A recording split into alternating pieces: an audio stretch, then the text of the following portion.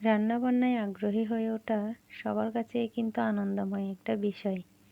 পেঁয়াজ বা ফোড়ন দেওয়াটা সবসময় আমাদেরকে নতুন অ্যাডভেঞ্চারের আনন্দ দেয়। তেল ঠিকভাবে গরম হলে যেমন ছেদ করে ওঠে, তাতেই বোঝা যায় আজকের সবজি বা রান্না থেকে ভুরভুর করে ঘ্রাণ বের হবে।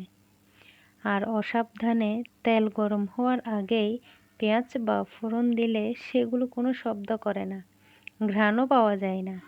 রান্না করতে করতে রান্নার এই ব্যাপারগুলো জানা হয়ে যায়।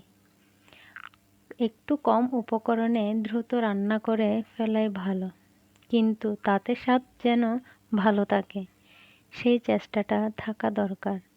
রান্না করতে আমি ভালোই বাসি, তাই দিনের একটা সময় এই কাজে নিজেকে ব্যস্ত রাখি। নিজেকে চাঙ্গা রাখার এই একটা উপায় মনের সুখে রান্না করা। এতে করে কে কি বললো না বললো তাতে আসলেই কিছু আসে যায় না। আপনি কিভাবে ভালো থাকবেন সেটা আপনার থেকে কেউ ভালো জানবে না। কোন কাজটা করলে আপনার সবচাইতে বেশি ভালো লাগবে সেটা করেই নিজেকে আনন্দ দেওয়াটাই হচ্ছে বুদ্ধিমানের কাজ। রান্না করার সময় যদি রান্নার দিকে আপনার মনটা না থাকে, তাহলে সত্যিই কিন্তু রান্নাটা মজার হয় না।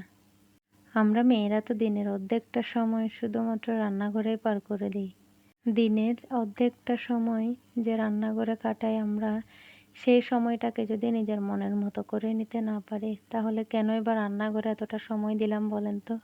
আপনার রান্না খেয়ে যদি কেউ সত্যিই প্রশংসা করে, তাহলে আপনার রান্না করার আগ্রহটা আরও দ্বিগুণ বেড়ে যাবে। তো ভালো থাকবেন সবাই। এতক্ষণ ধরে আমার এই ভিডিওটা দেখার জন্য অসংখ্য অসংখ্য ধন্যবাদ সবাইকে।